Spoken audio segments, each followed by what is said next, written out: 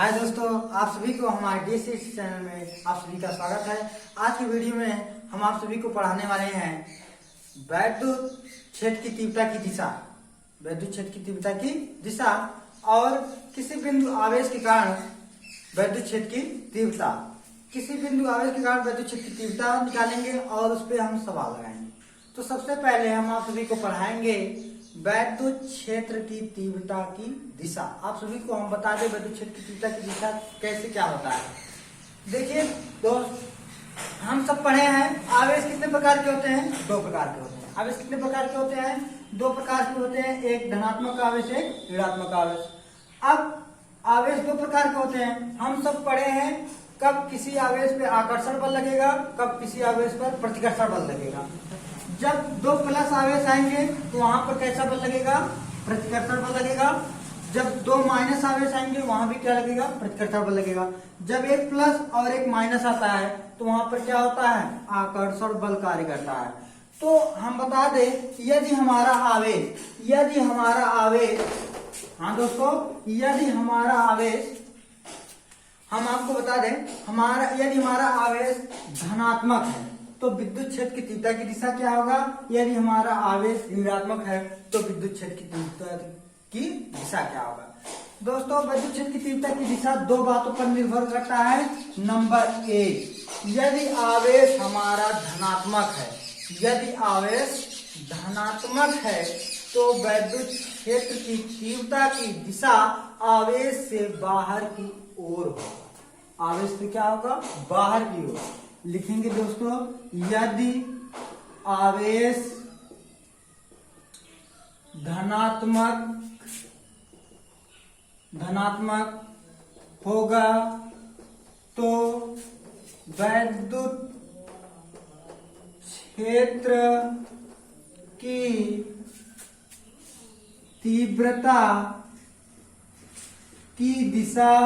तीव्रता की दिशा आवेश से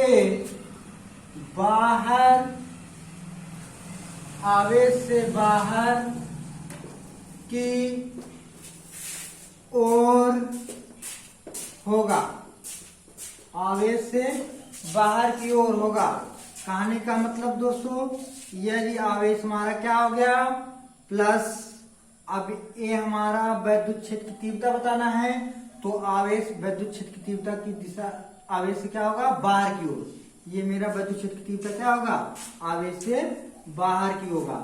ये वैद्युत क्षेत्र तीव्रता की ई की दिशा दिखा रहा है। क्या दिखा रहा है? वैद्युत क्षेत्र ई की तीव्रता की दिशा दिखा रहा है। ठीक है दोस्तों, क्या मैंने बताया? यदि आवेश धनात्मक होगा तो वैद्युत क्षेत्र की तीव्रता की दिशा आवेश से बाहर की ओर होगा। मतलब आवेश से क्या होगा? बाहर की ओर होगा। हाँ दोस्तों, मैं इसलिए ये बता रहा हूँ क्योंकि आप सभी वैद्युत क्षेत्र की तीव्रता जब अच्छी स्थिति में आप निगमन करेंगे तो आपको लगेगा वहां पर, इसलिए मैं आपको यहाँ बता रहा हूँ। तो आप यहाँ जानेंगे तो वैद्युत क्षेत्र की तीव्रता की दिशा यदि आपको मालूम है, अच्छी स्थिति में वैद्युत क्षेत्र की तीव्रता ज्ञात कर सकते हैं, निरक्षी स्थिति में भी ज्ञात कर सकते हैं। तो दोस्तों, मैंने क्या बताया? यदि आवेश धनात्मक होगा तो वैद्युत क्षेत्र की तीव्रता की दिशा क्या होगा? आवेश से क्या होगा? बाहर की ओर होगा। आवेश से बाहर की ओर होगा। पहला पॉइंट हो गया दोस्तों। नंबर दो पॉइंट मेरा क्या है? नंबर दो पॉइंट, यदि आवेश ऋणात्मक है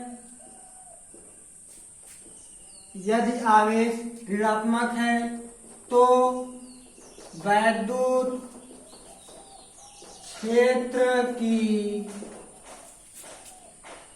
तीव्रता की दिशा, यदि आवेश ऋणात्मक है तो वैद्युत क्षेत्र की तीव्रता की दिशा आवेश की ओर होगी। आवेश की ओर होगी। जैसे देखिए दोस्तों, माइनस क्यू आवेश मैंने एक लिया तो यहाँ पर वैद्युत क्षेत्र की तीव्रता क्या होगा, बाहर की ओर होगा, अंदर की ओर होगा, आवेश की ओर ही होगा, आवेश की ओर होगा। ये क्या दिखा रहा है मेरा, वैद्युत क्षेत्र की तीव्रता की दिशा, वैद्युत क्षेत्र की तीव्रता की दिशा क्या होगा, आवेश की ओर होगा। ठीक है।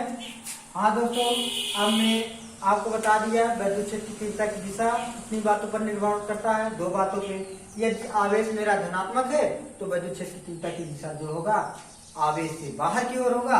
यदि आवेश मेरा ऋणात्मक है तो वैद्युत क्षेत्र की तीव्रता की दिशा अंदर की ओर होगा, मतलब आवेश की ओर होगा। अब हम आप सभी को बता दें, निकलवा दें, आपको निगमन कर दें, वैद्युत क्षेत्र के कारण किसी बिंदु आवेश के कारण, अगली हेडिंग मेरा क्या होगा दोस्तों, किसी बिंदु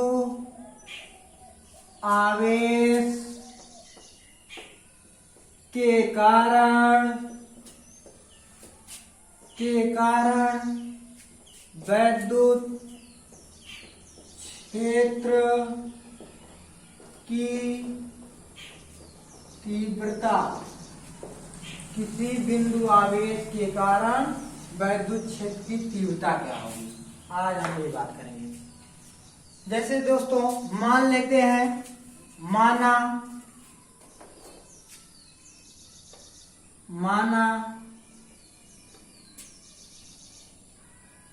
माना एक आवेश Q, एक आवेश Q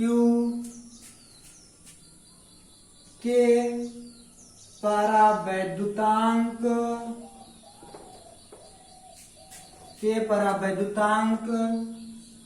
वाले माध्यम में रखा है।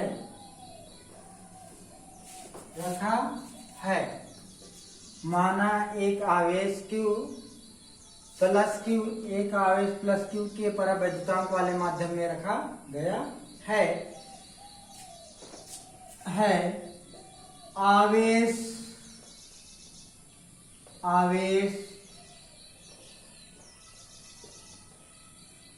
Q से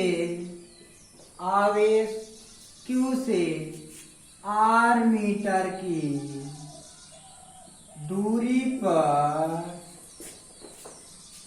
एक परीक्षण आवेश प्लस Q0 है। एक आवेश प्लस Q0 है। देखिए दोस्तों, यहाँ पर मैंने प्लस Q आवेश रख दिया, मान लीजिए इस बिंदु पर मैंने प्लस Q आवेश रख दिया। यहाँ से r मीटर की दूरी पर, ये कितनी मीटर की दूरी पर, एक r मीटर की दूरी पर, यहाँ पर मेरा क्या है, एक परीक्षण आवेश है। यहाँ पर देखिए दोस्तों, मैंने अभी बताया जब दो प्लस आवेश होते हैं, जब दो प्लस आवेश होते हैं उस पर क्या कार्य करता है, प्रतिकर्षण बल कार्य करता है। उस पर किसका, कैसा बल कार्य करता है, प्रतिकर्षण बल। किसके नियम के द्वारा, कूलाम नियम। कूलाम नियम जैसे कि पिछले वीडियो में हमने पढ़ाया दोस्तों, आप जो है देख लीजिएगा। कूलाम के नियम द्वारा, कूलाम नियम द्वारा कूलाम ने बताया था जब दो आवेश प्लस होंगे तो उन पर कैसा बल लगेगा, प्रतिकर्षण बल लगेगा। तो दोस्तों इसके कारण इस पे जो बल लगेगा वो इस साइड लगेगा, प्रतिकर्षण बल बाहर की ओर। अब देखिए दोस्तों, कूलाम के नियम से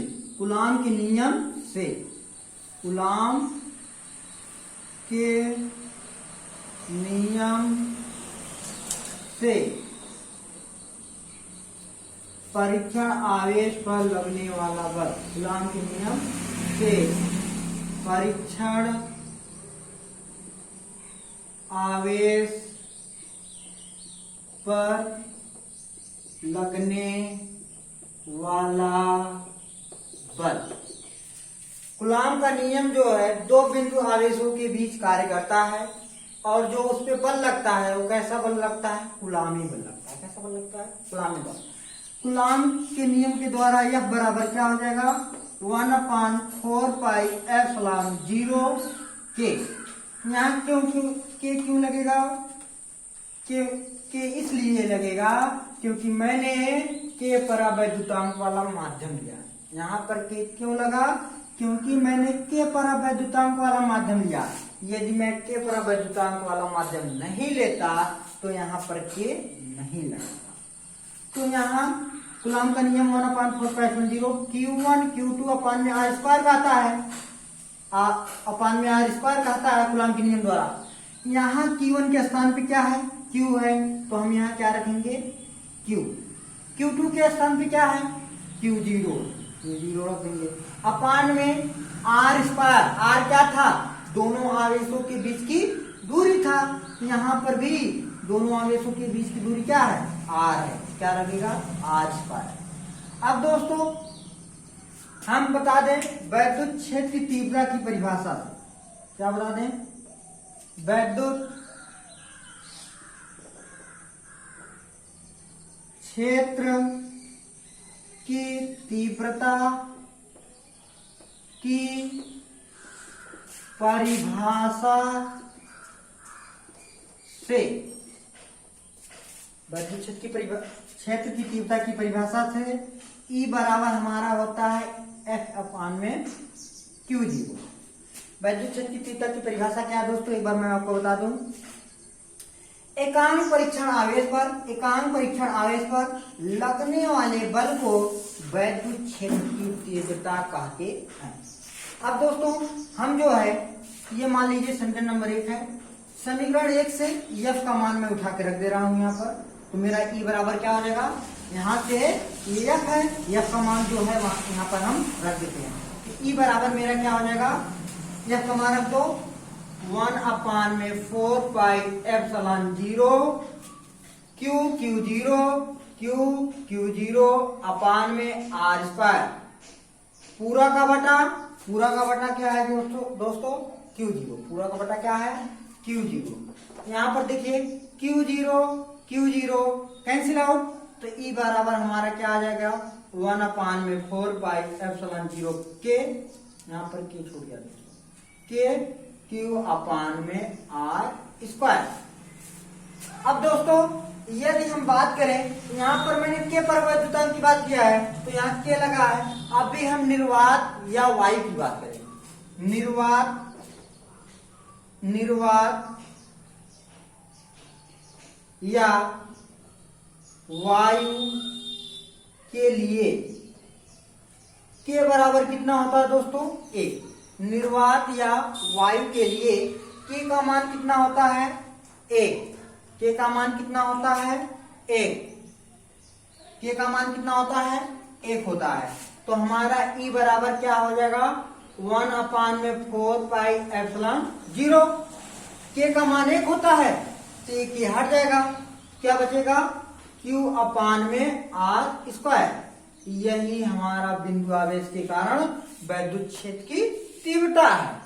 हाँ दोस्तों, यदि मैं एक बात और कहूं आपसे, यहाँ पर यदि हम इसको सदिश रूप में लिखना चाहें, सदिश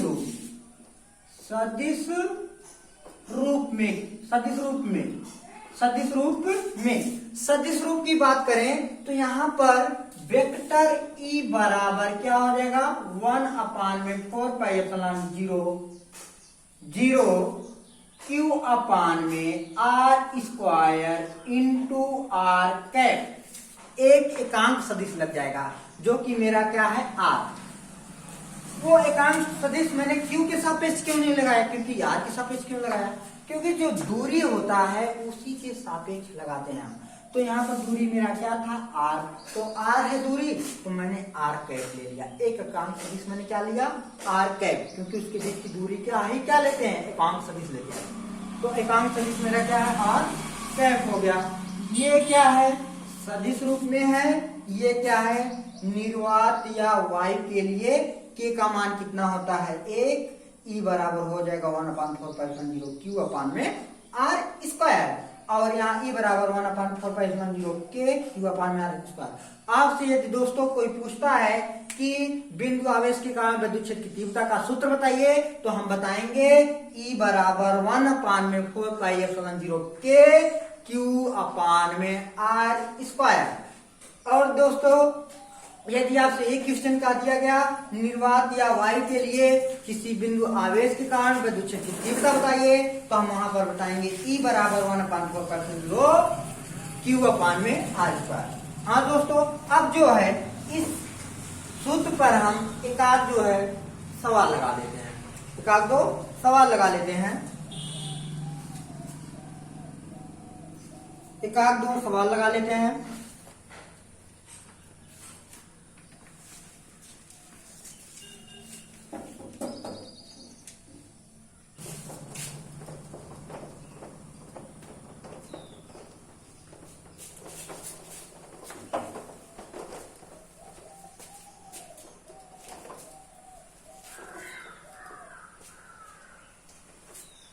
चलिए दोस्तों देखिए सवाल क्या है मेरा प्रश्न।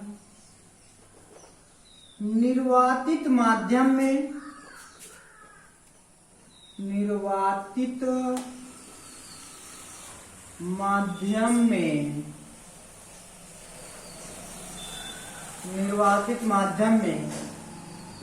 स्थित एक इलेक्ट्रॉन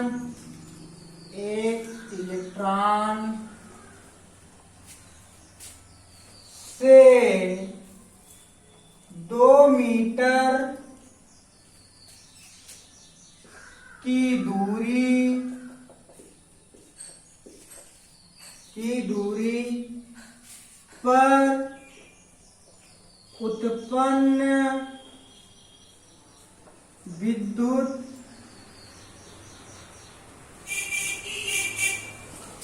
क्षेत्र की तीव्रता का मान ज्ञात कीजिए।